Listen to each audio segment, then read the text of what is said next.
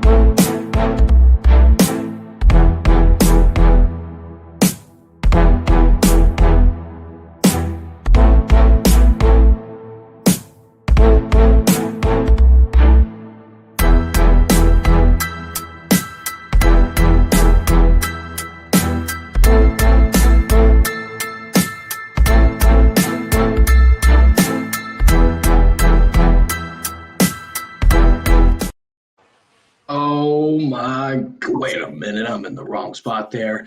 Hello, everybody. You are here on the Fifth Quarter Sports Podcast. I am your host, Mr. Kevlar Treatum Swell. Try to make it through this, fellas. Let me tell you, my heart is pounding right now. Your what? Oh my goodness! I took a little too much pre-workout. I got a new brand, and it was a great workout today. But my heart has been racing for about 2 hours now. Okay, now let's stop real quick. No need to worry. No need to worry. No. Yes, we do. Yes, the fuck we do. Yes, we do. No. How long do you think it's supposed to be pounded, dog? It is. It's beta alanine. The caffeine is one thing, but it's the beta alanine that gets everything going. Blood pressure's a little bit up. It's down. Checked a minute ago. We're coming down. We're good. Everything's fine here. But hey, I am also just really excited because man, oh man, did we have a wonderful weekend in sports. Yeah, it was looking kind of bad for the Cowboys. We will get into that because, man, oh, man, you know the text I sent to the group chat right before as the game started. I was a little concerned there. But, hey, let's talk about some pretty cool. Oh, wait. Join with me, as always, Mr. Skip from Skip's Trophies and More, and Mr. Diamond Dirty D4 live, fellas. What it is, what it ain't, what up, doe. All right, I'm going to jump right into it here. FCS Western Carolina quarterback Tayron Dickens just had one of the greatest games in college football history. Started the game 46 for 46. That is a lot of passing. 46 consecutive passes. So he shattered the previous record, which was 29, ended up finishing 53 for 56 overall, 378 yards with 3 touchdowns as they took the win over Wofford. First thing that tells me is had to be a lot of short passes, a whole bunch of dump off in the flats to the quarterback or maybe a wide receiver screen or something. For it to be 46 or 46, it had to be a pass that couldn't be defended. And a screen can't be defended. It could be stopped, you know what I mean, so you don't gain yards, but a wide receiver screen can't be defended. You get what I'm saying? But 46 completions consecutive? Yeah, it's wild, though. That's different. That's different. But the bad thing about that, he only had 300 plus yards. Those passes weren't going nowhere. Well, we're talking about an FCS team compared to, it's Wofford, still an ACC team. So, no, Wofford. I'm thinking Wake Forest. I'm tripping. No, but you think if any Big East, any SEC or any ACC, any professional quarterback, 40 straight completions, they're gonna have 1,000 yards passing. 40? Wow. That's insane. Insane. All right. Right into another college football little appetizer here. The preseason top 6 now have a combined record of 19-10. 2 of those teams are not even in the top 25 anymore. Crazy. crazy. That's the first, man. That's the first. Now, remember we were talking weeks back about how Notre Dame stayed in for those when they were 0-2. Now you have, and I think this is the first in my thinking about it. It has got to go back way back. I think when Georgia Tech won, they got knocked from the #1 ranking back in 91 or whatever. They got knocked out, but for Texas to fall. Now we already know Penn State be having their issues. We know this. But they need to start doing this a little more oftenly because think about it. Last year when what was that? Ball State or whatever that team beat Notre Dame early, Notre Dame stayed in. Right. You know, they stayed in or whatever. But now it's almost to the point Texas and Penn State are out. You know, unless they go on some type of magic run. Texas, of course, go on a magic run and win the SEC. I mean, that's the only way we see it. And the same thing for Penn State. They got to win out, which is going to be very hard. They already got 2 losses in their conference, so they might be done. I think Texas done too, though. They don't have any top 25 teams left, do they? They got to play Georgia. I know they got to come to Georgia, but I think they got some teams left. But the thing is, they've lost 2 out-of-conference games, and this last one was the worst. Hey, all right, so Kentucky at Mississippi State. Give me the cowbell in that one. Then Vandy comes to see them. Then they go to Georgia. Then they got Arkansas and Texas A&M at the end of the year. Well, they got Oklahoma. They already played Oklahoma. No, I'm sorry. They play Oklahoma this week. I'm like, wait a minute, what? What you looking at? My bad. Yeah, that's this week. So, they got Texas by 2.5 in that. Yeah, I'm looking at it. 42 points scored. 42.5, rather. But Oklahoma doesn't have their starting QB. Yeah, but the way Texas defense is playing, I don't think they should be favored by nothing. Yeah, if you think about it, look how Florida played. Florida like gangbusters versus Texas. Well, yeah. That's what I was going to go into with this. Flip to the other side of this. This would be the second year in a row. If, judging how we're looking at right now, Billy Napier is in the exact same seat he was in last season. That's right. He was 1-3.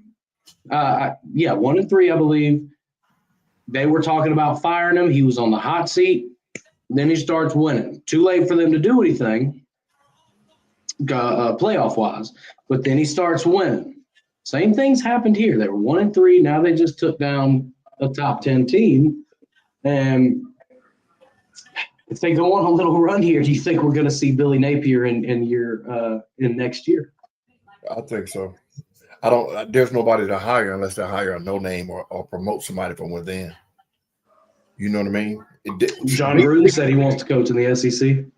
I think John Gruden needs to sit his ass down. They need to leave him alone. I got to take this. This is my brother, y'all. Excuse me. You good. D? I don't see Gruden.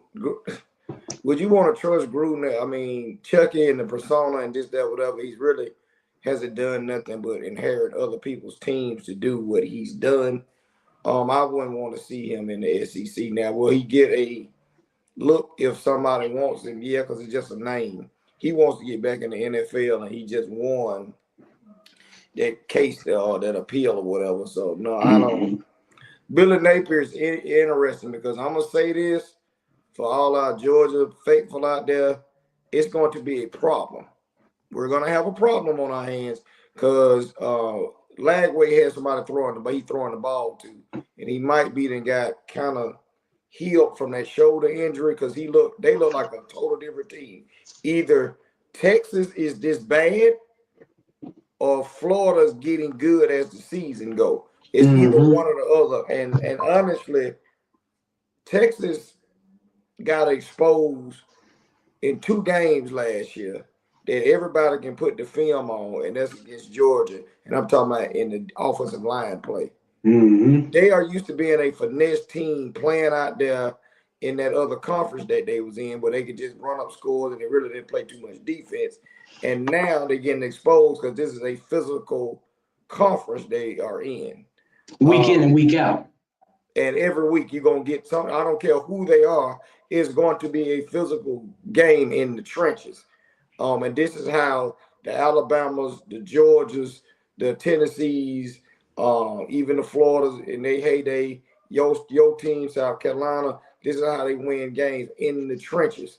Yeah, you do, like you said, when you see a Missouri beating somebody or Mississippi State beating somebody or Ole Miss, it all starts in the trenches. Mm-hmm. So this is the rude awakening that Texas and Oklahoma is getting, because they were the darlings in their other previous conference, and now it's not like that. And like I say again, Texas has been exposed as a fraud. I knew it. We knew it when we were looking at these rankings early. Like they said, I think they need to wait to around week 5 or so forth to see who's the ranking system just had the teams in place until we see who they beat, because you rank them number 1 off the roster quarterback, in my opinion. Mm-hmm.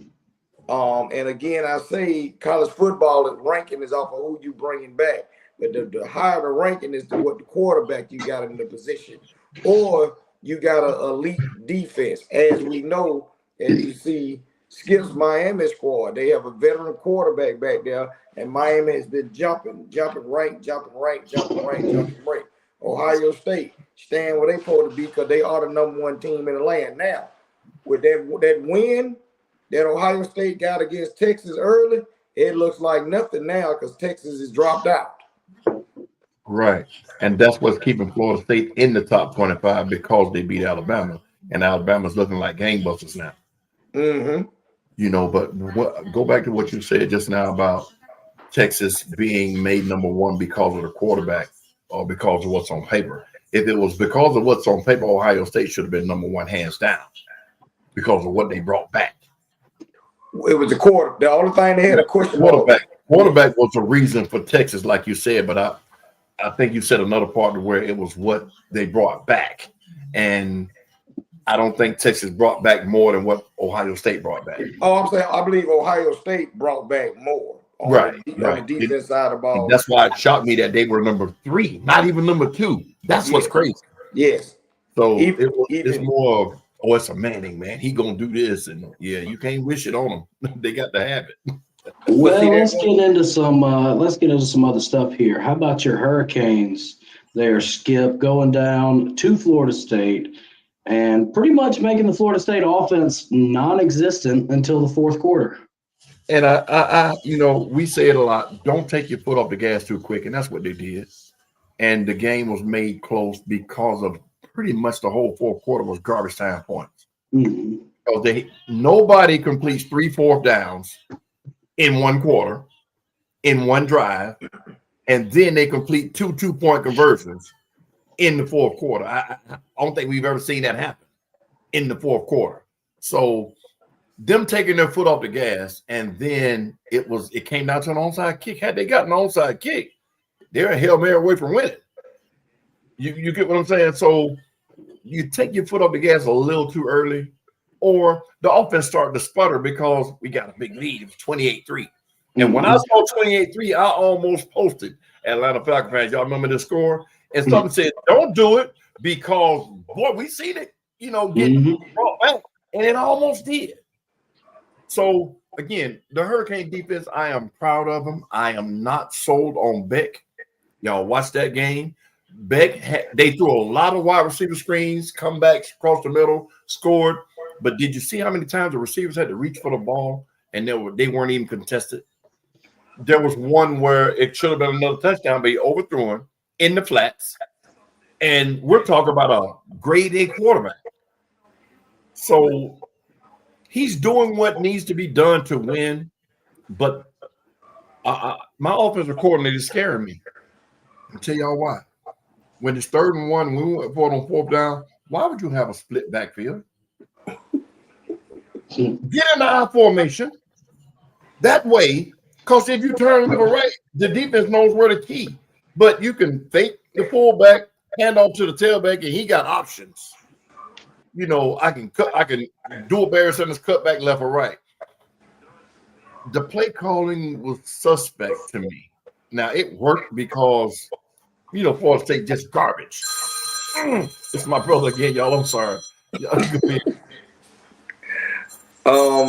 Even what Skip is saying, this goes for all the teams when we get in a 1 yard situation. I don't know why everybody wants to get cute when we know just run the ball forward and get the 1 yard and things of that nature. Like I got ready to turn in the fourth quarter. I said, well, Miami got this under control because Florida State was turning the ball over at a clip like it was unbelievable. And then the next play, it was pitch and catch. Carson Beck going deep and catching the ball and things like that. But I do agree with you, Skip. This is the best game I think he's played since he's been with you guys. And what I give y'all kudos because in the transfer portal, y'all went and got some guys that put in the key positions that are able to mirror what his skill set is or whatever. But again, I think y'all got smooth sailings right now, but I do it not. Looks that way. Huh? It looks that way. But we had it last year, and we slipped up against Georgia State. So not that Georgia State was a pushover, but we were smooth sailing last year. Yeah. But this defense is a little bit different. But to state back to what you were saying, all these teams seem like, I call it point shaving. They don't, when they got somebody to put their foot on their neck, it's like the offensive coordinator them start wanting to try stuff. Do what got you there, get a significant lead, and then start all this foolishness. Yeah. Because I don't understand if you got a 14, 17-point lead, why you ain't working clock. You throwing the ball around still. Like, I don't get it. And let them save timeouts. And they should have used 8 minutes left. Them timeouts should have been used up. Yeah, you got one drop. One drop. You come out on first down.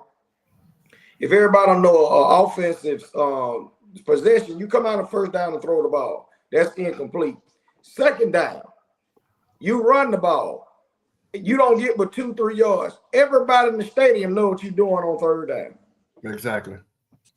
So now we peeling our ears back trying to keep you from getting that first down. If you don't get them 7 yards, and that's another incomplete, the clock stops. Now you 3 and out. So, they get paid more money than we do. They the geniuses that they want to say they are. They want to outsmart everybody. And this is what sometimes happens. Yeah. But congratulations to Miami. They did beat my second team in college, Florida State. I used to like Florida State. It should have been a straight demolishing. But y'all, the way they went in there, we'll never get those old knockdown, drag out games that we got in the 90s. Because it's different now. All right, we got to keep it moving here for time's sake. Penn State and UCLA, man. The winless Bruins take down number 7, the Nittany Lions. And man, oh man, does it just gets worse for James Franklin. Any given Saturday. The statement is always any given Sunday, but you can wake up and have a great game. And they executed. They did what they needed to do. With them losing their coach, Foster, sometimes, a program tends to fall out of grace, or they just go out there and just play to just be playing. Their play was an enthusiasm. And I'm going to say this, James Franklin came on his press conference and started talking about the travel from them traveling from Penn State, Pennsylvania over to, out of LA and so forth. Don't use that as an excuse. Y'all signed off on y'all bringing all these people in the conference. I know it's a different time and this, that, whatever, but your team supposed to be prepared. You also got them and say, we look like we were sluggish. We look like this is that, then the third. Again, you didn't know this before you got there. And they got there Tuesday. And they were there plenty enough time. And they jumped on them like gangbusters. So, you know what I'm saying? This was damn near over at halftime, but due to the fact these are, collegiate kids, game plan just time run out. They were trying to work their way back, but you shouldn't have never been in this situation in the first place if you supposed to be the big bad Penn State. But like Kev say, every year we're gonna get a 10-2 Penn State. Now we might get a 9-3 because this is what happens, or an 8-4 team. Absolutely. All right. Well, the last big game of the past weekend that we're going to get into is Vanderbilt and Alabama. Now, let me just revisit when Vanderbilt beat South Carolina a couple of weeks ago. I said beating South Carolina was their Super Bowl. Diego Pavia had it scheduled. He had it circled on his calendar. That was their Super Bowl. I don't think they'll beat another big team. But as we saw, Alabama got the win 30-14. And that game was a lot closer than the score, I thought. Vanderbilt is just a couple of superstars or a couple of great plays away from being a one-loss team. Because they're a 3-loss team now, right? Or the only one? I believe they're only one. They 5-1. Yeah, they were both coming in at 5-1. Oh, okay. Alabama, now if you flip that, Alabama's a couple of players away from being. Yeah. Besides, they jumped on them and they didn't have an answer for it. They jumped on them real quick and it was one of those things where, what do we do, coach? And it was too late. But yeah. Yeah. Right. Yeah, I agree with Skip. That game was a lot closer than what the score was because Vanderbilt was still playing. They just didn't make some key plays when they needed to, and it's questionable. And and that's when you see the trash talking of Alabama and when Vanderbilt started talking trash to Alabama, and I didn't like the fact that the players went after the quarterback after the game and all that, like leave it alone and keep Johnny Manziel away from that kid because Johnny Manziel was there. Keep Johnny Manziel away from Vanderbilt's quarterback. And I don't know if you've seen it, Skip. He jumped up in the stands and went after a fan. Johnny Manziel did. So they should lock his ass up. we don't need all that. Johnny Manziel has resurrected his podcast career and what he does, but that's still who he is. All right. Well, we have had some great college football slates so far this year. Only about 1 or 2 weeks of the year, we ain't been loaded down with games. All right, I'm going to start us right here, man, going down the list by the times. Kicking us off at noon, Ohio State, number 1, taking on number 17, Illinois. Illinois 5-1. OSU is actually favored by 14.5 at Illinois, which is disrespectful. Because Illinois has been a good team for the last 2 seasons and a half. Yeah, but I still like Ohio State with that record. Of course. All right. Alabama going to Missouri, 5-0 Tigers taking on 4-1 Tide. Again. Alabama by 2.5 on the spread. There you go again. See, Skip, there go them points. Missouri is hard to beat Missouri. If you don't jump on them, they got another one of those offenses, and they got a veteran quarterback. If they get that stuff working, Alabama can find themselves in a dogfight. I've come to the conclusion everybody will have a loss in the SEC. It will not be a clear cut, and we might get us a 2-loss team, but everybody's going to have a loss from what I see from the scheduling of everybody. I see Alabama winning simply off of momentum of how they've been since they beat Georgia. But like D said, if Missouri gets a 7, 9, 10-point lead, then Alabama going to have to show true grit to win that game. All right, they're calling for 51.5 total. I'm agreeing with y'all. I think Alabama takes that because they're riding high. I thought the momentum was going to crash this past week, and Vandy might make them slip up, but they responded well, so I think they're going to keep that momentum going. All right. Number 7, taking on number 3, Indiana and Oregon. We got Oregon by 7.5 in that one. I'm going to go with the upset and take Indiana. I feel like what they playing? I'm They're sorry. in Eugene. Oh, no. But I feel like Oregon, even though they had a bye week, they're going to be pissed because they lost the number 2 spot to Miami, who played a very good team, a very good game. But I'm with you. I'm with you, Kev. If I was betting and they would give me 8 points, I'd take them. I'd take them with Indiana. But Indiana is a well-coached team, and they play very physical. And you say it's an 8-point spread, 7.5. 7.5. I'm gonna go with Oregon. It's hard to go up there and beat them in Eugene. It is what it is. If it was on the road up there, in Indiana, I would go a different way.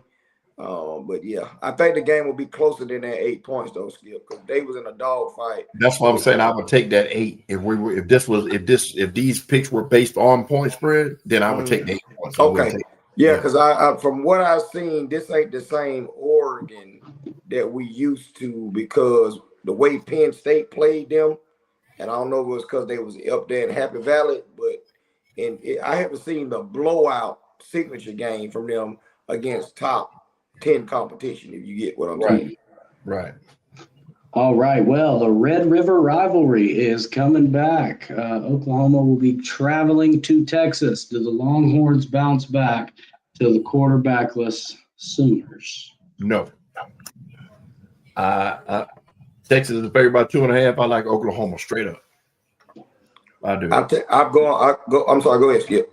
I think the reeling from them losing a game that they should not have lost, even though Florida played a damn good football game, they still should have beat them based on paper and all the other statistics that people go by. They should have won that game. So I think the hangover from that whooping is going to get them another whooping this week. I'm going to agree with you because the coach at Oklahoma, Brent Venables, he's a better defensive coordinator than Clemson's defensive coordinator through the national championship years. And Clemson defense has not been the same since he left. And one thing about it is defenses are physical and they will keep them in the game. Now we got to see how the quarterback play go, but it can't be no different than what we're seeing from somebody else that's supposed to be the number 1 pick type quarterback. But anyway, I'm gonna go with those. I'm gonna take them points and I'm gonna take Oklahoma. I think we are going to get Stark is going to get some questions about what's going on and whatever however. But yeah, Oklahoma.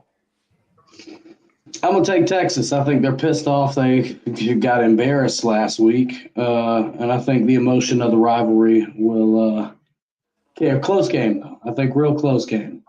All right. Georgia Tech, Virginia Tech, nobody cares.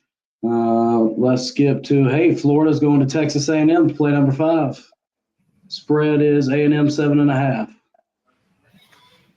Does Billy Napier save his job again? I think his job is safe. And I'm going to say I think his job is safe because the games he lost were to better teams at the time. So I don't see them beating Texas A&M, but if they play the same game they played against Texas, they can win.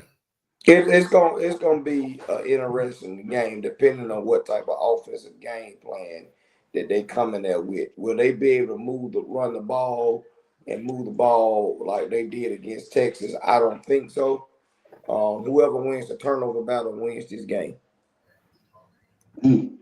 Well said. All right. Georgia going to Auburn.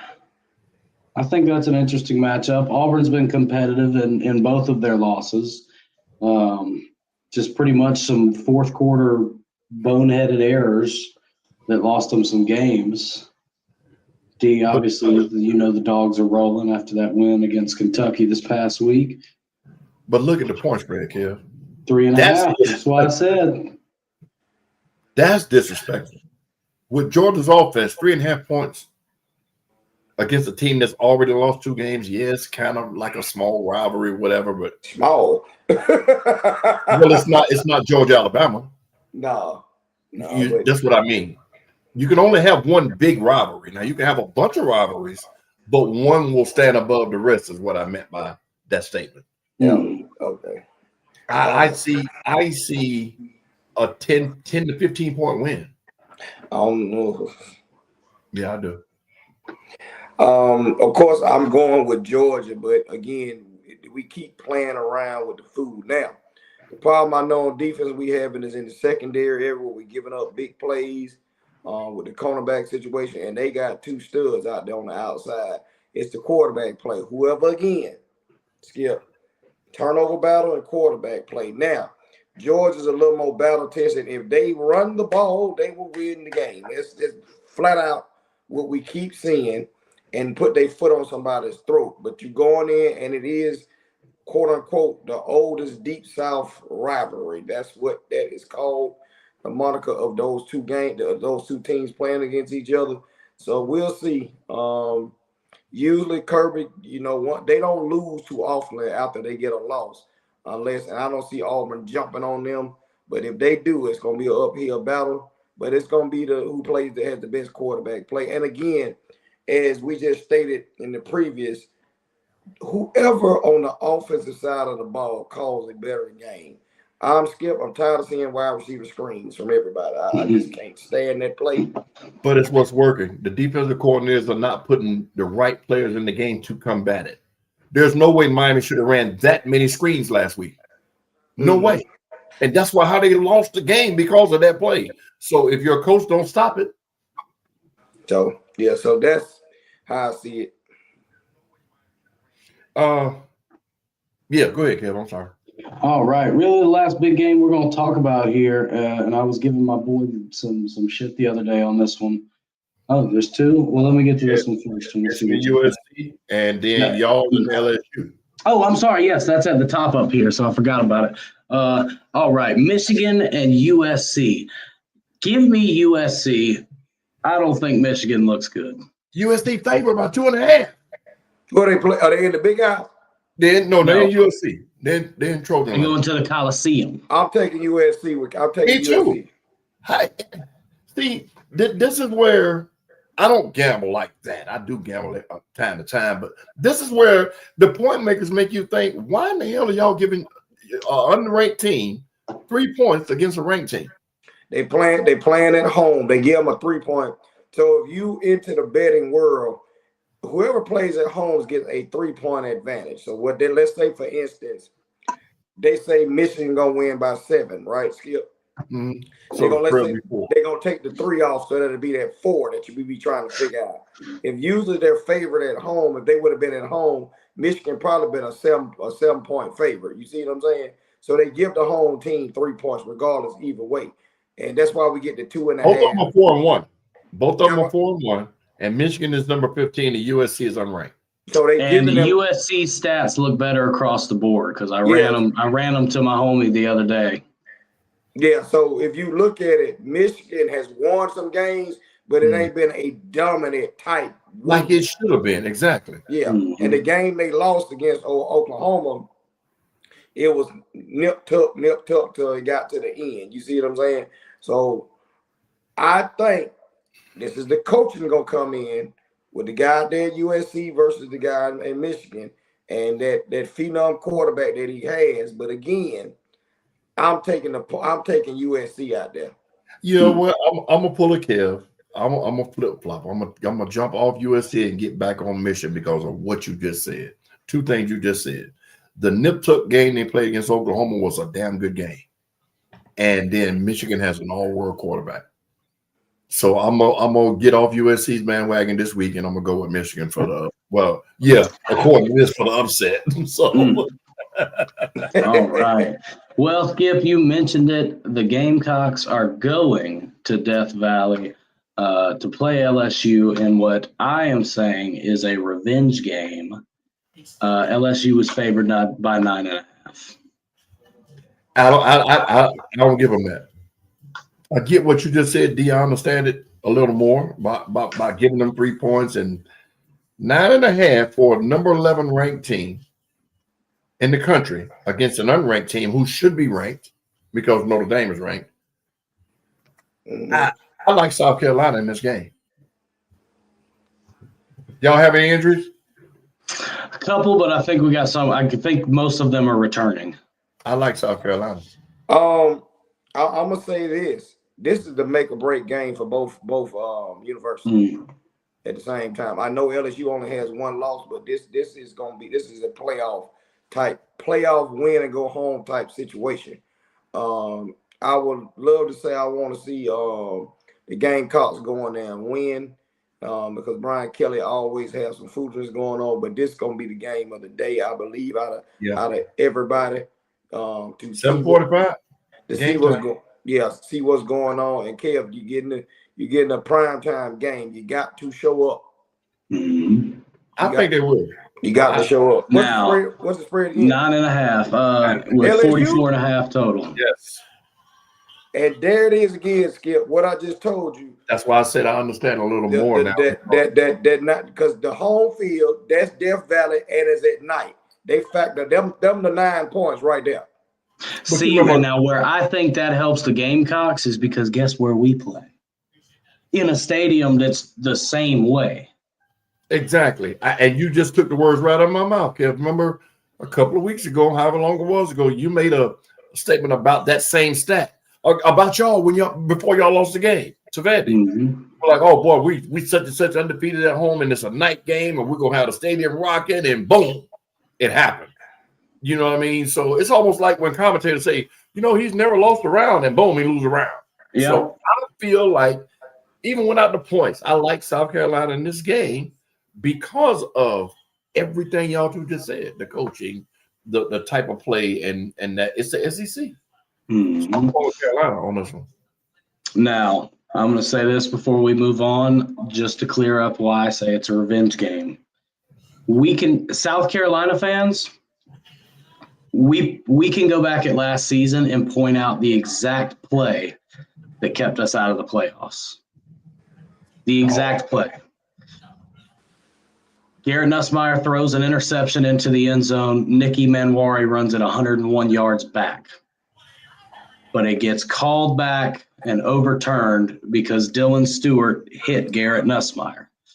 The bullshit behind it, once a quarterback turns and runs towards the interception, he can get hit.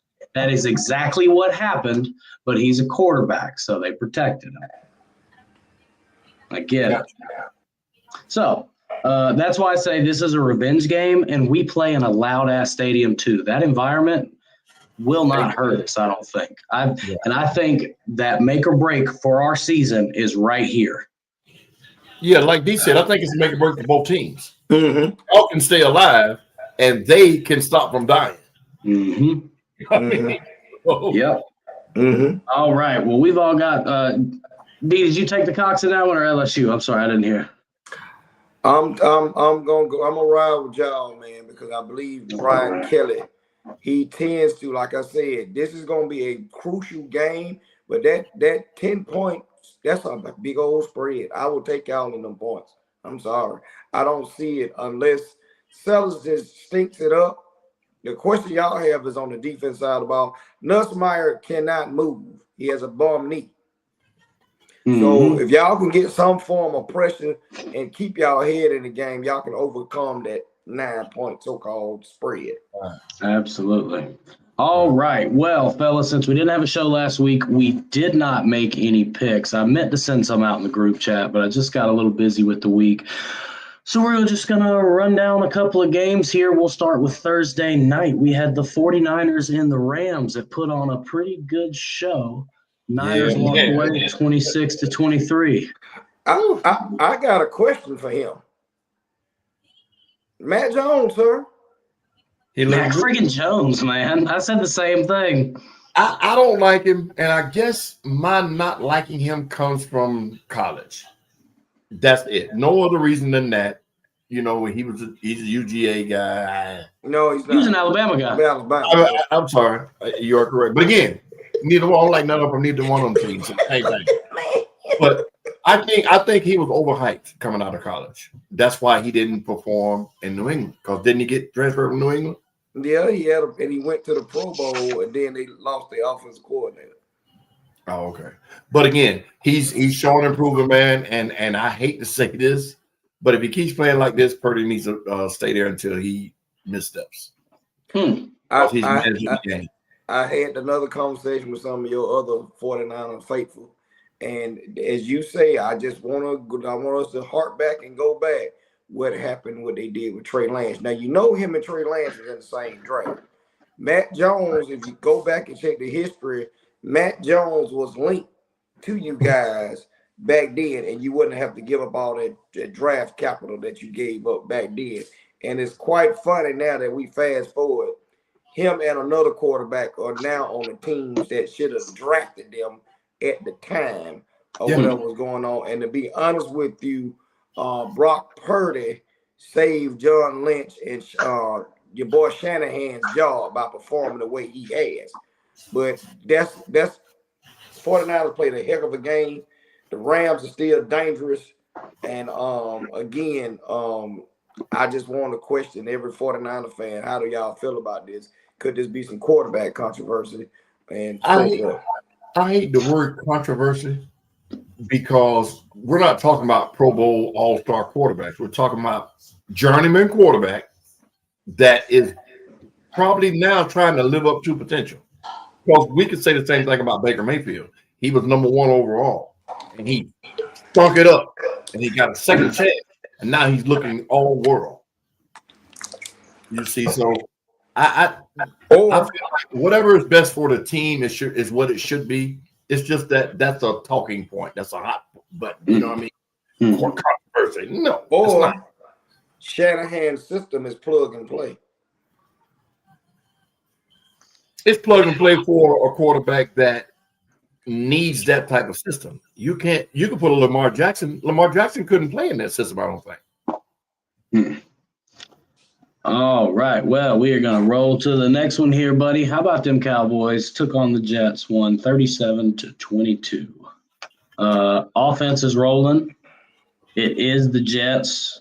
So defensively, I'm impressed, but I would like to see us do that against, obviously a bigger opponent, but still an NFL football team. So, Tell you what I saw. Dak Prescott fumbled the ball on one play and then completed a hell of a pass. Dak Prescott is putting the ball where his receivers can catch it, and they're not dropping them. I'm going to agree with Skip. I got to say this: Dak Prescott has control of whatever this offense they are running. And to be honest with you, he looks the more efficient than he ever has without having CD Lamb out there on the field, because now he's got to trust his other receivers and tight ends.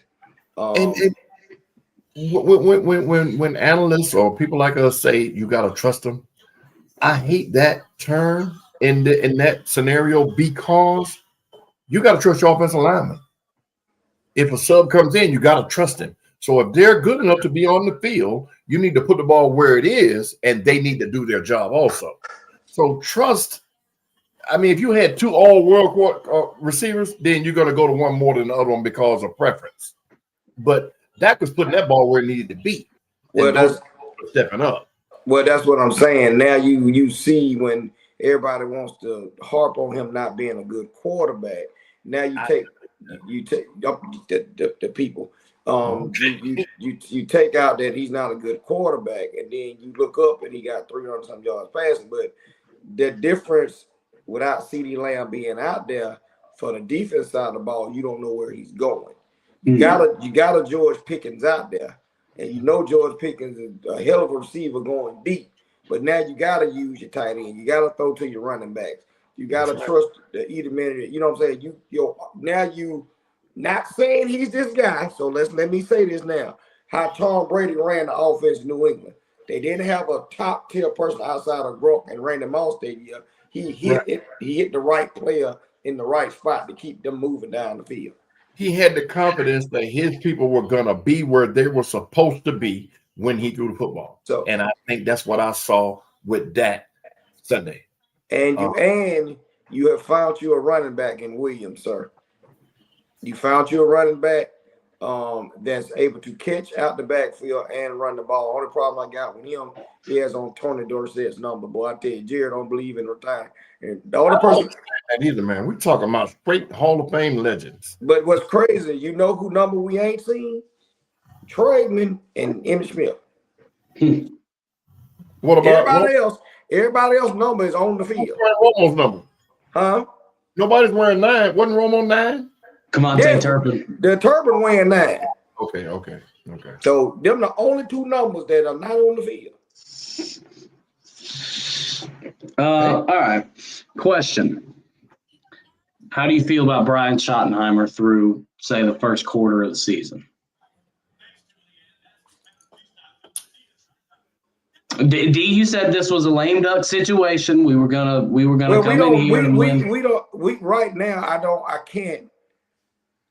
can't put nothing on it because the signature, the wins you had are against teams you're supposed to beat because you just the Cowboys. When he gets against a Philly or Washington or some of the Kansas City and all those top tier teams, see how they play against them. But go ahead, Skip. I disagree with that, D. I'm gonna tell you why. Kev said it earlier. They are a professional football team, regardless of their record, regardless of how bad they're playing or what's going on. It's the defensive coordinators, offensive coordinators' job to call the plays. The players have to execute. What we saw was a flawless execution of plays. Don't you come over here with that ball? It's flawless, but we saw a great execution of the game plan. You get what I'm saying? So you can always call a hell of a game if the players don't bring it to fruition, it's gonna fall back on the coach. But if they go out there and blow them out, nobody's gonna say, "Boy, that was a hell of a game he called." Oh no, he did this with 20 tackles, and he did this. So our coach used to tell us famously that when y'all win, y'all get the glory. When y'all lose, all the pain comes to me. All right. Well, hey, man, I think this was the surprise of the 1 o'clock window. The Texans went to Baltimore and put belt to ass, 44-10. Texans get the win. Why are the Ravens not using their running back? Injury. He's not injured. Their running back has a propensity to drop the football. He's had 3 fumbles this year. 4. 3 or 4. And then Lamar didn't play, did he? Lamar didn't play. They got probably about 5, maybe 6 players injured on the defense. So, the offense is a different offense with your former Cooper Rush in there. And, now as a defense, Cooper Rush looked like a rookie. I'm going to be honest with you, as a defensive coordinator with Lamar not being there, I'm sending the whole house now. All we got to do is stop King Henry. And then, again, you got a defense. This is the first time C.J. Stroud wasn't running for his life. When have you ever seen a Baltimore defense get blasted like that in Baltimore? And you're not going to tell me all of a sudden now the Texans are like game busters against a team that was a Super Bowl favorite at the beginning of the year. I tell you what, somebody going to get in some trouble. That defense, for the last 2 years, we have been complaining about their defense, Baltimore, with all that talent running around out there. And the defense is the reason they lost last year. Everything yeah, they lost. Previously we would see that Lamar and company would get up 2 and 3 touchdowns, and next thing you know, they lose the game because defense giving up all this stuff. So they got to weather the storm. This is the NFL, and you're going to come across injuries. All right. I'll tell you what, though, they in trouble now getting nowhere in that division because Pittsburgh and who else over there? Cincinnati, Pittsburgh, and shit. But yeah. I don't think Cincinnati's going to be an issue. Yeah. No, Cincinnati's done. Burrow's out. All right, man. Hey, Broncos came to Philadelphia and took down the Eagles. D, I'm just going to say this. Y'all have a second half problem. I agree. I think we got an offensive coordinator that's over his head. This is the 4th offensive coordinator in Jalen Hurts' time. He has too many weapons. Skip, Saquon Barkley touched the ball on 6 times. Running. You coming out past not only that, you're up by 14 points to begin the 4th quarter and you lose that game. You cannot let that happen. I don't care who you are. No, they were up. They were up 16. I thought it was 17-3 at one point. They ended up getting. Yeah, that was when I was like, okay, so 17. So yeah, they started coming back because they had to get 2-point conversions. I'm pretty sure. Well, they had 14. They had a 14-point lead. So that's the problem that I have. And not only that, I'm a running back by trade. So I want to see my superstar running back touch the ball. And with all this stuff going on in the media, again, it always happened. It rears its head. This A.J. Brown controversy, it derailed the team 2 years ago when we had won 10 games straight. And here we are again. And it's offense coordinator type thing. They got to figure it out on a short week. Now, you do have the Giants coming in. Go ahead, Skip. You do have the Giants. You have the Giants coming in, but this is running the other head. I'm not going to say I don't like bringing this up because you had a lead. The referees did us no justice either. A lot of questionable calls, but you shouldn't have been in this predicament, and that's just what I feel about it. All right.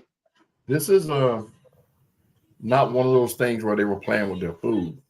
And I agree with you about Saquon only touching the ball 6 times. That's a travesty, but at the time that wasn't working. And we have to, as fans, have to get out of the idea that, man, just give him the football. No. What got y'all that lead wasn't Saquon running. Now, Saquon probably could have burned some more clock in the fourth quarter, but that's not what got y'all that lead. So I can see not giving him the ball if it's not working. And it wasn't. 6 times, that means the run wasn't working. No, Skip. He just took the ball away. He didn't even call running plays at all. How can I say this? Because the Falcons do the same thing. You have a team where the media kind of controls and the coaches listen to them. And It was Jalen Hurts, this man right here included. Jalen Hurts ain't throwing but so many yards. This game, he got over 250-some yards passing. So it's like, what y'all doing? I just want to say real quick to that 200. He had 280 yards passing. This game was. Everybody's been saying Jalen Hurts can't throw the ball 40 times and win a game. So they let him throw it 40 damn times, and he got 280 yards in the second half. By when the fourth quarter was like half, when it became a 1-score game, they said when Philadelphia got the ball back to try to go down there and score, they had 18 yards in the second half. If you go back a week ago when they played the Bucs, they had 0 yards or 0 completed catches in the second half. Go back to Dallas. They had no score until that field goal in the second half, or besides that field goal on the first possession of the half. So the Eagles have all year long, they're doing what they did last year, where they're having to win these games at the last second. And see, to go back to what Kev is saying, this is the part where I'm saying, Skip, you got too many weapons on the offensive side of the ball that you're not getting them the ball. I mean, even if you say A.J. Brown, now throwing the ball around, that's coverage. But you got one of the best offensive lines in the league. Now, Juergens went down. One of your offensive guards went down, and that could have been the reason why you stopped running the ball, that you were just getting physically beat up front, but I didn't see it. You got to give me at least 10 carries. You got to design, and this is offensive play calling. You got to design plays to get your primetime players in position to touch the ball. As you said, if I couldn't get the ball down, hit a wide receiver screen. I haven't seen a screen to the running back in years, to anybody's running back across the league. Quick slants, anything of that nature to get the ball down the field. You waiting on chalk plays, which you got one, but a yellow flag on the field, it comes back. And things of that nature. But go ahead on the hard part. But yeah, I'm glad they lost though. Yeah, I'm glad they lost. I think with what you were saying about he has too many weapons, or he has so many weapons he got to spread the ball out. There's never enough footballs when you got a lot of superstars like that. A.J. Brown is being paid like he should have 20 targets a game, but you got to Saquon Barkley. You get what I'm saying? So somebody has to, hey man, just get me the ball when you can, and that's not A.J. Brown's demeanor. You should get it to me first. I don't give a damn. I'm getting paid. I'm this, I'm that. I'm blah, blah, blah, blah, blah. And that's going to be the downfall of y'all because you got this blabbermouth, like what they label T.O. as this. But this is what A.J. Brown is. He's becoming a cancer to the team. So, it's a lot of stuff got to be done. I wouldn't put it past them to put A.J. Brown on trade block for trade deadline. Devontae Smith has been very vocal about being unhappy as well. Both of their star receivers are making But if you get rid of one of them, I think the other one will. Yeah, I agree with that. I agree. But I don't think it's toward Jalen Hurts. No, he's frustrated with the coaching staff and the offensive play. Coordinator, man. Mm-hmm. When you watch a whole game, Skip, it's the same thing like we always keep saying. You got a 2nd and 5, or you got 1st and 10, and you come out and you want him to throw a damn ball 15 yards down the field. But you got an all-world running back in. We not understanding this. All right, let's move along here, fellas. That was the Eagles' first loss of the season, and also we'll get into the Bills here in a minute, but with their loss, no more undefeated teams in the NFL. Hey, Kev, I'm sorry, Kev, and y'all, do y'all know that the people, this is why I don't understand these commentators, they picked for both of them to lose this week. They picked for them to lose. Hey. How do you get? It's interesting that they say this. They say both of them gonna lose this week. Yeah, that's odd. That's out there. All right. Well, the Carolina Panthers, man, they were down. This was their another stat this season, and this is why I bring this up. Let me get the stat back out. They're calling this the season of comebacks. Comeback chaos. There have been 16 games this season with a go-ahead score in the final minute of regulation through 5 weeks. This has been the most through 5 weeks since the merger in 1970. And we have also had 10 game-winning field goals with no time left in regulation in the same time period since 1970. That just tells me defense. When field goals, when you're being held to field goals to win the game or whatever, that defense is being played somewhere, or the offense is just that terrible, one of the two. And in the Carolina Dolphins game, offense is just that terrible. He was out there throwing cross-eyed, buddy. He don't know what's going on. And I wanted the Dolphins to lose so bad, but y'all don't understand. I have some Dolphin fans that be in my ear because I'm from Florida and I don't like them. But boy, they wouldn't answer the phone. Skip, Tua gets that ball and his eyes do this while he's looking down the field. He has no idea where he's going. I hate to say this about anybody getting money. They need to pay him and send him home. He's going to get another concussion and it's going to be terrible. Yeah. It's going to be terrible for him for the rest of his life. I think they need to say, you know what, man, give that man that money and send him on his way.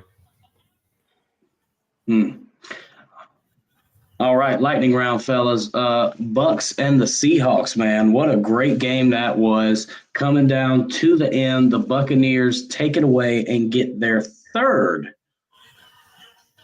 game-winning field goal to take the win for the day. He lit Baker Mayfield. Lit that secondary up in that zone defense that they run over there in Seattle. They had no answer, and being that Mike Evans is out, their new rookie wide receiver, they penciled him is the next dog that they got, and he's showing and approving that he is what he is. Tampa Bay is nothing to play with. No, they will win, in my opinion, the NFC South. Yep. The only person that can compete with them already and lost to them one time being your whatever Atlanta Falcons. And it's going to be an ugly situation. And we play them this week. You play the Bucks? Yes. We're gonna have to do that on the picks. But I've said it, man, since last year, beginning of the season. They have a true blue collar quarterback in Baker Mayfield. He has complete control over that offense. and they are a well-oiled machine. They are. So kudos to them, man. We got to beat them. We got to figure out a way to beat them this week. But hey, man, they played a great game. All right. Well, let's talk about another comeback here, fellas. The Titans were down 21-6 in the fourth quarter. The Cardinals break one to the end zone. Receiver fumbles it out right there. Yep, tossed it. Goes out to just oop. He should have been in Goes out of the back of the end zone. Hang on, Skip. It goes out of the back of the end zone, and then the avalanche started. I got a question for Skip and you about that. Touchdown play? Yes. It did happen. Skip, footage has resurfaced. The head coach went over and hit the player on the sideline. Now they can't cut him. Wait. The touchdown that was called back, or the fumble that was a touchdown? The fumble touchdown. The players was over there, consoling him, letting him be, it's gonna be all right, blah blah blah. Head coach for the Cardinals went over there fussing and gut punched him on the sideline. Ooh. Yeah, they can't cut him now. But his ass would have been on waivers had it been me on the trade block. That was just stupid. Hey man, I understand celebration, but nonchalantly dropping the football. All right, Titans pulled that one out 22-21. Last game of this week we're going to get into was the barn burner we had at 8:20 last night. The Patriots and the Bills, man. Patriots walk away with the dub. I still think the Bills are the better team. Of course they're the better team. But again, it's three elements of football. Mm-hmm. Defense and special teams. And one of them didn't show up. Well, again, there you go again. What you say? These are professionals. They are. 1 minute, fellas. Looking at the box score. Go ahead. Looking at the box score, Drake May had 273 yards passing, 22 of 30. No interceptions, no touchdown. A quarterback rating of 64.1, 101.1. That's excellent not to have thrown a touchdown. So so what you're doing is you basically telling him not to turn the ball over. Exactly. Put the ball where it need to bleed. Now, Josh McDaniels is the offensive coordinator again in New England that had all the success with Tom Brady. He is what you call it. He is coaching this quarterback that's basically still form of a rookie. He has Stephon Diggs over there as a veteran wide receiver. Diggs went off. Look at that. Look what Diggs did against Tampa 146, 32 yards long. And they targeted him 12 times. There you go. He had the hot hand. They couldn't check him. Diggs going to back to play against his former team. It was some chatter there to let him know I got this dude right here. I kill him in practice every day, or whatever the case may be. But now watch this. This is where I tell you where I said that Buffalo defense didn't show up, or they did show up, but the offense didn't. They had a total, New England, of 71 yards rushing. One running back had 6 for 24. One running back had 6 for 21. One running back had 7 for 14. And Drake May, the quarterback, was 3 for 12. Now, 2 touchdowns were scored for the guy that rushed 7 times for 14 yards. So that means they were getting down to the goal line and, inching up, and then you hand it to him and get it. So where is the offense for Buffalo? Now, look at something at the turnover battle, Skip. They were fumbling the ball like a little kids at a damn recreation game. And I'm talking about on both sides. One to run, they fumble. The other one to go, fumble. Like they would turn the ball over back and forth in the first half. It was ridiculous. It was a fumble after fumble after fumble. I'm talking about back to back. It wasn't no, okay, here go a fumble. The next play, New England will fumble the ball right back to them. So this was going on. It was sloppy play going on through that. See, that's what's crazy. Okay. Yeah, there were 2 fumbles by New England. They only lost 1. And let me see. Buffalo had some too. Buffalo had 2 fumbles, and they lost both of them. It happened in the first half. So it was like back-to-back plays. You see what I'm saying? It was back-to-back, back-to-back. Like Buffalo. Just a garbage game. Yeah. So the way they play, Buffalo played sloppy play. Yeah. And Josh Allen threw an interception. And again, Mike Vrabel is the coach for New England. He is a hard-nosed coach. He's a defensive-minded coach cut from that Belichick tree. And one thing about it, they're going to be physical. Oh, yeah. But like I said, with Josh Allen behind the wheel, it was just sloppy offensive play. Yeah, the fumbles hurt. But, again, 22 of 31 for 245 yards. All right. Well, rivalry game. Do we go with the Thursday night game, Eagles and Giants? Do we put that? All right. Cowboys and Panthers? No. Let's see here. Broncos, Jets, Browns, Steelers. That's a division. I like that game. Start there. I'm just saying I like it because of the rivalry of it. Pittsburgh going to beat them, but I think that Expose is going to show up big time. Dylan Gabriel looked decent, okay, this week, but I'm taking Steelers. Oh yeah, I'm taking Steelers too. I just think that it's time for these quarterbacks, this quarterback rotation that they're doing. Something has to be exposed. They're not talking about Shadura, at least in Cleveland. The reporters are, but I don't know. I guess they're trying to. It seems like sabotage to me. Get that guy out of there, man. Somebody will pick him up. But by the trade deadline, he's going to be the hot topic. But go ahead, Kev. Give me the Browns. All right. Are you serious? Give me the Browns. Let's see here. It's a rivalry, dog. I think the best comes out in a rivalry. All right. Patriots, Saints, no. Rams, Ravens. Both coming off losses. Rams. Lamar ain't playing. He's Lamar not playing. Okay. I don't think Lamar gonna play. Cardinals, Colts. Oh, that's an interesting game now. They're in Indy, and Indy is favored by 6.5. I'm taking the Colts. Me too.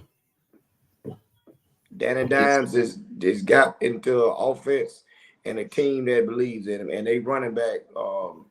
Jonathan Taylor is running the ball again like he used to. Yeah, I'm taking the Colts on that. What you want?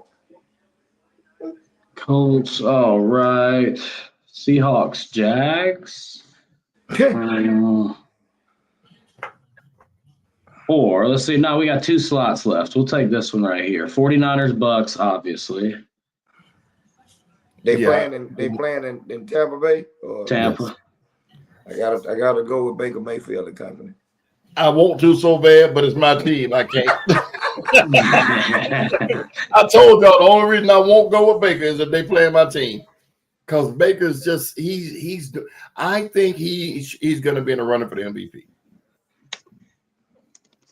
I can see him being up there. I mean, he's playing a hell of a game right now. That game yesterday, he was 29 of 33. Yeah, that's efficient. I don't care who you playing, that is efficient. But come on, dog, that was crazy. All right, and shit, we got some Monday night games next week. You got the Lions and the Chiefs, and you got the Bills and the Falcons. Yeah, we're gonna have to do both of those. Damn, and the Bears and the Commanders next Monday too. 2 Monday night games. Yeah. There's 2 Monday nights again, but we'll go. What are they Lions. doing with that mess? I hate it. It's so stupid. Nobody's gonna sit there and watch 2 games at one time like that. No. Because every time you flip to the other one, it's on fucking commercial too. Yeah, exactly. That's how they get you. All right. Yeah, man. Lions, Chiefs. What you got? I like the Lions. What we got spread and what he playing? They're in Arrowhead. Spread is not showing. I don't know why It's that's not not showing. spread. Yeah. Even because they playing. Because Kansas City playing. That's why. Skip. Oh, okay. Yeah. Okay. Yeah, I like the Lions. The Lions are on a roll. They're trying to keep up the idea that they're here to stay, in my opinion, and they're playing good football. The Chiefs are pretty much at the top of the hill. They're teeter-tottering up there, and they're on the downside, on the downward side. They're leaning more towards the downward side. So I see them winning tonight, but I don't see them beating the Lions next week. I'm gonna take Kansas City. Reason being, the injury bug has started. Detroit lost one of their key cornerbacks yesterday. And when they injury bug started. I think the game. You're taking the Chiefs? I'm taking the Chiefs. I think the game gonna be a little closer than what we think, but I'll take the Chiefs. D, I'm on the same boat as you. I got the Chiefs here. All right, Bills, Falcons. Ooh. Well, staying on my same train, I'm going against the Falcons just because I like picking at the Falcons. They have the better quarterback. They have the better receivers. They have the better offensive line. And those can't be disputed. So I'm going with Buffalo. I'm going to pick the Atlanta Falcons. Falcons have had a bye. Buffalo is coming in, and I think hopefully they did something over the bye besides partying, but I'm going to take the Falcons. What is that spread, Kev? 3.5 Buffalo in Atlanta. 3.5 who? Buffalo. Oh, okay. I'll take them 3 in the Falcons.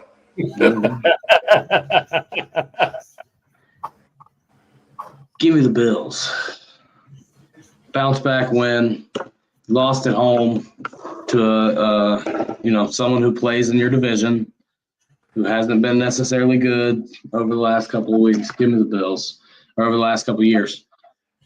All right. Well, let me tell you.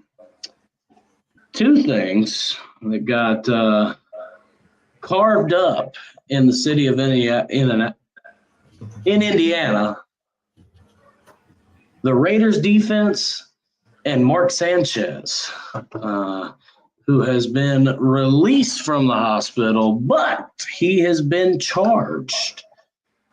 I'm still a little unclear on this story. I believe he was getting into an altercation with somebody where he assaulted them, and basically he messed around and found out, and they stabbed his ass.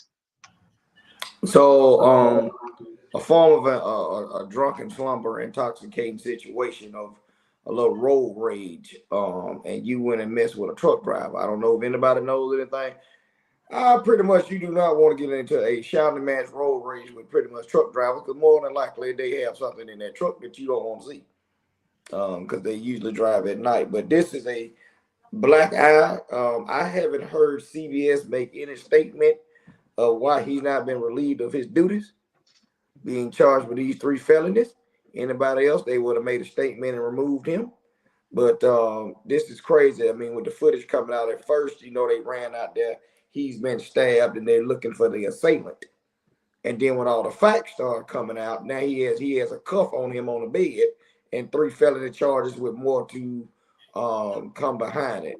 Not a good look. I can't remember, has he had any situation with any other alcohol abuse or DUI type activity? Go ahead, Skip. I don't think so. He's had any other issues with the law or nothing like that. Outrageous, but it's amazing how the narrative will change drastically when it's not a person of color. Go ahead, Skip. I'm just going to give you a charge here. I hate to bring up race like that, but it's never the superstar's fault when he's white. Well, he's not. Well, when he's not black. Let me put it that way. But I hate to say it that way, but Then when it all comes out, you handcuff him to the bed. Number one, he's well known. Cuffing him to the bed does what? Okay. So they were fighting over a parking space. The affidavit alleges that 38-year-old Sanchez, smelling of alcohol, accosted a 69-year-old truck driver who was backing into a hotel loading dock in downtown Indianapolis, leading to a confrontation early Saturday outside the vehicle that prompted the driver to pull out a knife to defend himself. Again, what did I just say? You leave truck drivers alone, ladies and gentlemen, and they're gonna protect themselves because they are known to be having things, shotguns, guns, knives, blades. I was gonna say my grandfather has been a truck driver for, I'm pretty sure he might have recently retired, but either way, it had to be close to about 65, 70 years. And he used to keep, matter of fact, that's how I became a Dallas fan. His main route was Spartanburg to Dallas in the 70s and still in the 90s. So yeah, he was a Dallas fan from that. First game I watched was at his place. Anyways, he used to keep a little sawed-off shotgun about that big that he could take from where his leg was to point out the little window. Yes, sir. Yes, sir. And if you're sitting beside him, you getting hit. If you on the highway beside him and it comes out that little window, you getting hit, or at least the tire's going flat. So he also got pepper sprayed and stabbed several times. So he got messed up. He got cut on his left cheek and everything. So yeah, he might not be making no more facial appearances on TV. They're gonna fix his face. I know that laser surgery that they do. If y'all can see here, I had a scar that went from here, right above my eye, across my head down to my ear, and now it's relegated to right there on my head where my hair could grow over it. So that laser surgery works, and he has enough money to where he can clean his face up a lot. Truck drivers also filed a lawsuit against Sanchez and Fox Corps for punitive damages and compensatory damages. Court costs and any relief determined to a jury trial. So this man wants to go to trial. That means he found out who he just stabbed and said, "Oh, you got money." Yeah, but what you suing Fox Sports for? That to me, the judge should throw it out. That's greed. Fox, his job, he wasn't working in the middle of the night in no loading dock. He got severe. Trying to get a hooker. Check this out: severe permanent disfigurement, loss of function and physical abilities, emotional distress, and other damages due to Sanchez alleged actions. He says Fox should have known about Sanchez unfit as an employee for drinking and harmful conduct, and he says it's failed to supervise him in the capacity of an employee. Now, I have a problem with that because he's not on the clock, so I don't know how you try. And no job supervises their employee off the clock. So again, I think, man, these lawyers are reaching, and you know what's crazy? Fox don't settle. Who? They're going to settle. Fox is going to settle with him. They're going to settle. Well, you know, the first thing after they come out, they're going to fire him. Any company, me and Kev know, when it's things like this off the clock and you're not on employment property or clock, they make it and this go for anybody, they make it a personal issue and they will fire you to keep from the lawsuit coming down on the company. Mm-hmm. So it become a personal situation because he was not on time. Ain't like he was. And it's still personal. But what's crazy is they got so much money, they're going to settle. So no more stink gets raised about it. You're right. They're going to say, we let him go and we paid you. Why are you still mad? And that's what they're going to say. And it'll be an NDA. It won't be no more said about it. It'll just be swept under the rug because he got paid. Yeah, you got that other. Cool. I don't want you to go. I want you to leave that for last if you can. That other information about the guy, the LSU football player. Yes. Did you get yourself for that, Skip? I read it. I followed it. Okay, go ahead. There you go. Go ahead, Kev. All right. Well, we covered it when it happened, of course. Yep. December of last year, reports came out that there was a warrant for LSU wide receiver Kyron Lacy. Said he had been involved in a hit and run that resulted in the death of 78-year-old Herman Hall. Now, the accusations were reckless driving, speeding, and passing in a no passing zone, leading to a head-on collision. He allegedly fled from the scene without rendering aid or calling for help. So he was charged with neglect, reckless homicide, and felony evasion all in one. So he was looking at a couple of felonies. Earlier this week, well, as we know, months later, Kyron Lacy took his own life.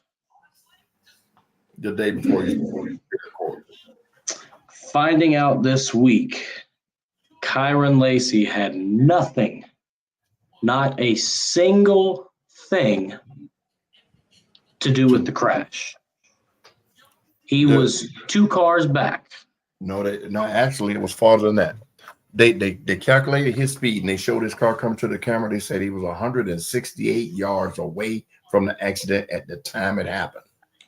It's just that he was driving so fast, it was like he pulled up to it, and then you seen his car zoom off. But also an interview I seen with, I think it was Dateline or Nightline, one of them. They were trying to interview the guy that said that he caused the accident. But then they showed the body camera of the policeman interviewing him and coaching him on what to say. You saw him cause the accident. It's write that down. You saw him speed away and blah, blah, blah, blah, blah. Now, it's not going to happen, but this is what should happen if everything was like it should be. That officer should be fired. He should also be charged with whatever charge you can come up with that caused him to falsify evidence. You're right. Cause this guy to be arrested. You actually caused this guy to kill himself because, and I hate to bring it up again, it's a white man's word. It's a young black man's word. And he had no recourse because they had a witness that said he fled the scene and all these charges came. How can you defend that? If he don't kill himself, he's in prison. And we were this is a real show, ladies and gentlemen. We were very critical about this situation because we had numerous athletes getting into trouble. We didn't have the information. This is on us that we just should have waited on a lot of things. But we were going by the guy had a family members. We didn't know why he did it. We was mentioning that they get fronted this money because they think they're going into the league. We don't know if that was a scenario. We really didn't know. But this is the pressure that these young men deal with on a day in, day out basis. Did the cop know who this kid was, or he just went off the fact that it was a lime green Charger? One thing I do want to wait for is the entire body cam footage. Well, he turned off. Something is missing, but I agree with you, Kev, because show me when y'all came to charge him. Show us that. Show us whatever, because now you got the lawyer them coming out. This man has lost his life. So now do his family sue that police department and yes. and the state for what you have called? Do you sue them on the potential of earnings? No, you sue them for everything, all the above. Mm-hmm. The potential earnings, the slander, the cause of death. I mean, everything. Like this lawyer that's suing Sanchez and Fox Sports need to be their lawyer. Come up with everything, because we've seen it over and over again. These cops are poorly trained and they get to run amok and nothing happens. Again, not to cut you off, Skip, you got to think about also who insurance paid. Unfortunately, that lady lost her life. Who paid for that? So the person, it's a bunch of factors here that somebody, and the cop needs jail time. And not only that, what happens with this too, every police report, everybody he's locked up is finna get off. If there's anything serious, yeah. Well, he coached the statement.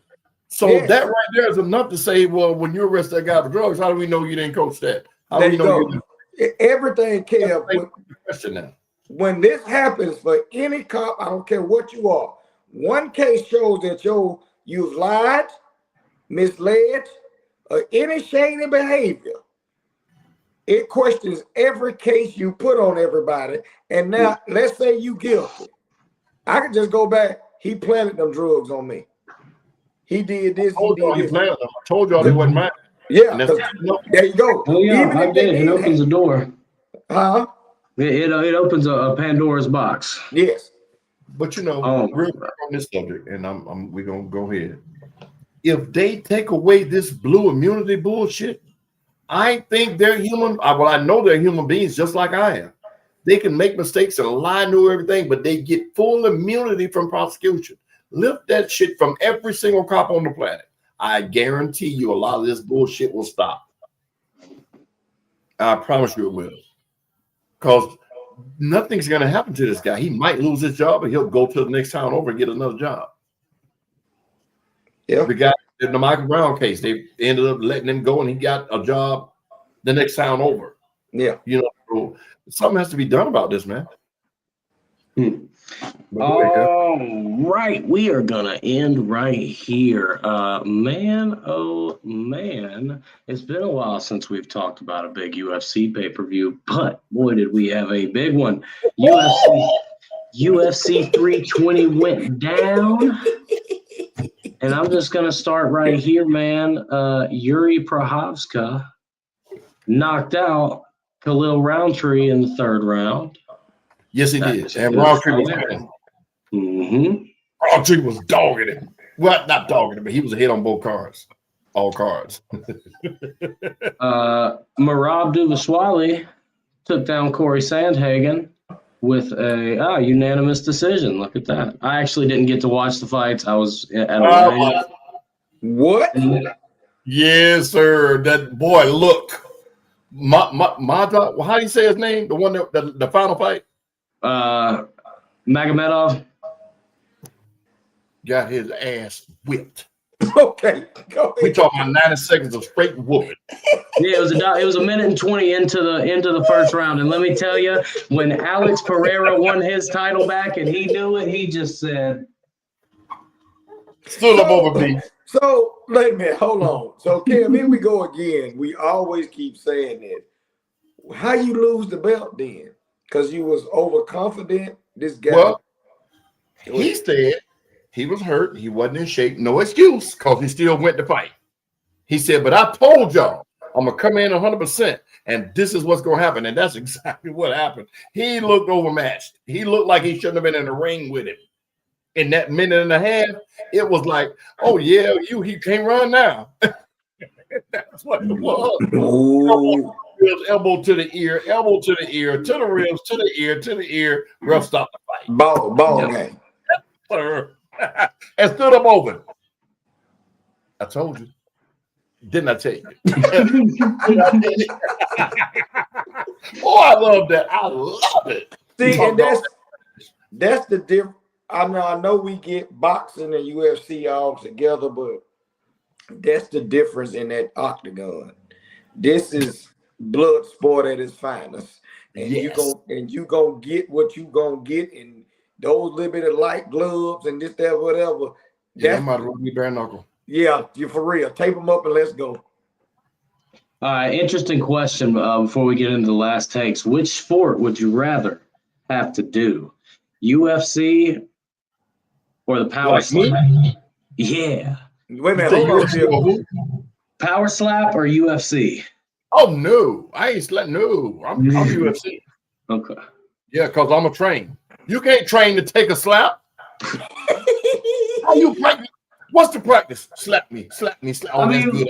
it's probably the same as taking a punch because in boxing and UFC and bare knuckle, they put their hands behind their back and they got to take some punches. Well, the difference is you can play defense, you can move, you can duck, you can roll with the punch. In slapping, you gotta sit there. No, it ain't no way, man. Kev, you should have.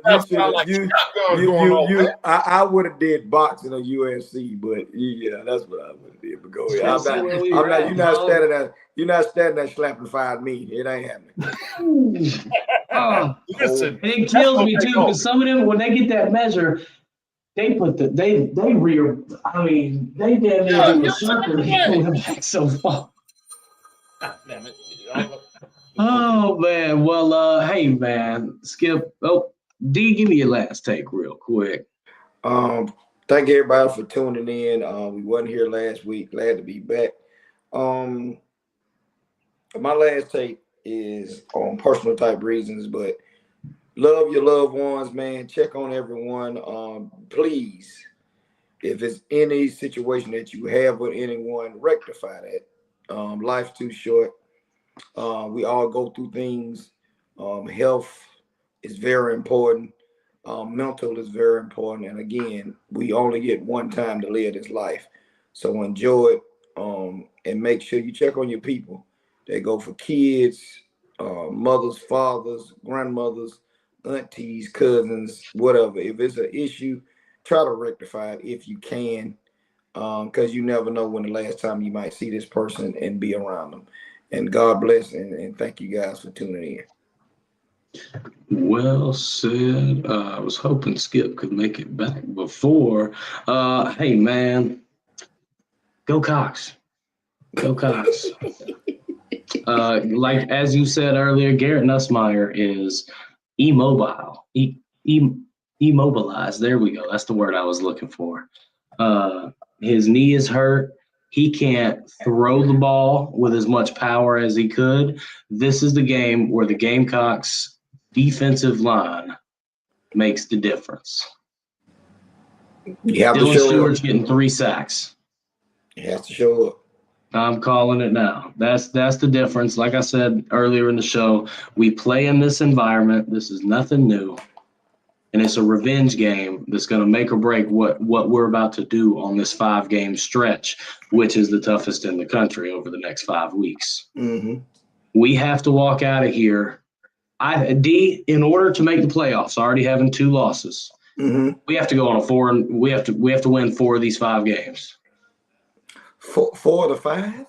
4 of the 5. They're all against ranked opponents. 3 are in the top 10. You got to win out. Just going to win out. You need to win out. I want to win out, but I truly believe if you can take down 4 top 25 opponents in a 5-week span, and with that 3rd loss, I think that, all right, we might be able to figure some shit out depending on how the chips fall. But that's all I'm going to say. Depending on what everybody else got going on, because we could have several 2-loss teams in the playoff type thing.